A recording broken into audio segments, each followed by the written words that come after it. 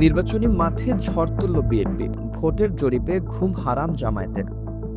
বাংলাদেশে জাতীয় সংসদ নির্বাচন যত ঘনিয়ে আসছে ততই রাজনৈতিক অঙ্গনে উত্তেজনার মাত্রা বাড়ছে। একদিকে ক্ষমতাসীন দল আওয়ামী লীগ নির্বাচনে প্রস্তুতিতে ব্যস্ত, অন্যদিকে বিরোধী দল বিএনপি এবার হঠাৎ করেই নতুন চমক দিয়েছে। দেশের রাজনীতির পর্যবেক্ষকরা বলছেন, এবারের নির্বাচন ঘিরে সবচেয়ে আলোচিত পদক্ষেপটি নিয়েছে বিএনপি। দীর্ঘদিন ধরে নানা দ্বিধা, বিলম্ব আর অভ্যন্তরীণ সংকটে জর্জরিত ছিল দলটি, কিন্তু এবার তারা দৃঢ়ভাবে এগিয়ে এসে প্রায় ২ শতাধিক আসনের সম্ভাব্য প্রার্থীর তালিকা প্রস্তুত করছে। যদিও আনুষ্ঠানিক ঘোষণা এখনও আসেনি, তবে নির্ভরযোগ্য সূত্রে জানা গেছে প্রার্থীদের নাম ও আসন প্রায় চূড়ান্ত পর্যায়ে পৌঁছে গেছে। রাজনৈতিক বিশ্লেষকদের মতে বিএনপির এই উদ্যোগ শুধু প্রার্থী বাছাই নয়, বরং একটি দীর্ঘমেয়াদী কৌশলের অংশ। কারণ আগে থেকেই প্রার্থী চূড়ান্ত হলে তারা মাঠে নেমে প্রচারণা শুরু করতে পারবে, সংগঠনকে সক্রিয় করতে পারবে এবং ভোটারদের সঙ্গে সরাসরি যোগাযোগ স্থাপন করতে পারবে। এর ফলে সম্ভাব্য বিদ্রোহী প্রার্থীদের প্রভাবও কমে যাবে। বিএনপির ভারপ্রাপ্ত চেয়ারম্যান তারেক রহমান লন্ডন থেকে প্রতিনিয়ত দলের সঙ্গে যোগাযোগ রাখছেন এবং প্রার্থী বাছাই প্রক্রিয়া সম্পর্কে দিক নির্দেশনা দিচ্ছেন।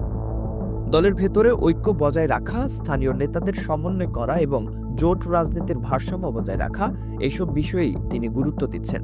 এদিকে প্রতিদ্বন্দ্বী দলগুলোও থেমে নেই। জামায়াত ইসলামী ইতিমধ্যেই তাদের প্রার্থী তালিকা ঘোষণা করেছে। তাদের প্রার্থীরা প্রচারণায় নেমে পড়েছে, বাড়ি বাড়ি গিয়ে ভোট চাইছে, মহিলাদের মধ্যে সমর্থন গড়ে তুলছে, আবার বাজার হাটে মানুষের সঙ্গে সরাসরি আলাপ করছে। বিএনপির পদক্ষেপ তাই জামায়াতের জন্য বড় চ্যালেঞ্জ হয়ে দাঁড়িয়েছে। অন্যদিকে জাতীয় নাগরিক পার্টি এনসিপি নির্বাচনের ১৫০ আসন পাওয়ার এবং সরকার গঠনের আশাবাদ ব্যক্ত করেছে। তাদের মুখ্য সমন্বয়ক নাসির উদ্দিন পাটোয়ারি প্রকাশ্যে বলেছেন, এনসিপি হবে আগামী নির্বাচনের মূল খেলোয়াড়। তবে রাজনৈতিক বিশ্লেষকরা বিষয়টিকে বাস্তবসম্মত মনে করছেন না।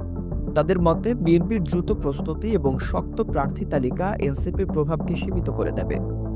বিএনপির ভেতরে অবশ্য এখনও কিছু প্রশ্ন রয়েছে। যারা প্রার্থী হতে পারেননি তাদের প্রতিক্রিয়া কেমন হবে?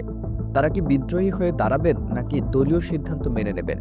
নেতৃত্ব এসব বিষয়েও সতর্ক রয়েছে। বিভিন্ন অঞ্চলের নেতাদের স্পষ্ট নির্দেশনা দেওয়া হয়েছে যাতে সবাই দলের স্বার্থে ঐক্যবদ্ধভাবে কাজ করে। রাজনৈতিক বিশেষজ্ঞরা বলছেন, বিএনপির এই কৌশল দীর্ঘমেয়াদী রাজনৈতিক প্রজ্ঞার পরিচায়ক। কারণ আগে থেকে প্রার্থীকে প্রচারণার সুযোগ দেওয়া হলে তিনি এলাকায় নিজের ভিত্তি মজবুত করতে পারবেন। পাশাপাশি কেন্দ্র থেকে শুরু করে ইউনিয়ন পর্যায় পর্যন্ত নেতাকর্মীদের একসঙ্গে কাজ করার সুযোগ তৈরি হবে। সবকিছু মিলিয়ে বলা যায়, বিএনপির প্রার্থী তালিকা প্রকাশ দেশের রাজনীতিতে নতুন উত্তেজনা ছড়িয়েছে। এখন মূল প্রশ্ন হলো, এই প্রস্তুতি কতটা কার্যকর হবে, মাঠে প্রার্থীরা কতটা শক্ত অবস্থান নিতে পারবেন এবং সবচেয়ে বড় কথা, ভোটাররা শেষ পর্যন্ত কাকে বিশ্বাস করবেন। বাংলাদেশের রাজনীতি তাই এখন নতুন অধ্যায়ে প্রবেশ করেছে। আসন্ন নির্বাচনে বিএনপি, জামায়াত, এনসিপি ও অন্যান্য দলের প্রতিদ্বন্দ্বিতা একদিকে যেমন উত্তেজনা তৈরি করছে, অন্যদিকে সাধারণ মানুষের মধ্যেও বাড়াচ্ছে কৌতূহল ও আলোচনা।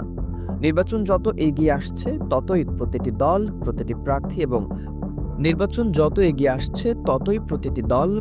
প্রার্থী এবং প্রতিটি পদক্ষেপ আলোচনার কেন্দ্রবিন্দুতে পরিণত হচ্ছে।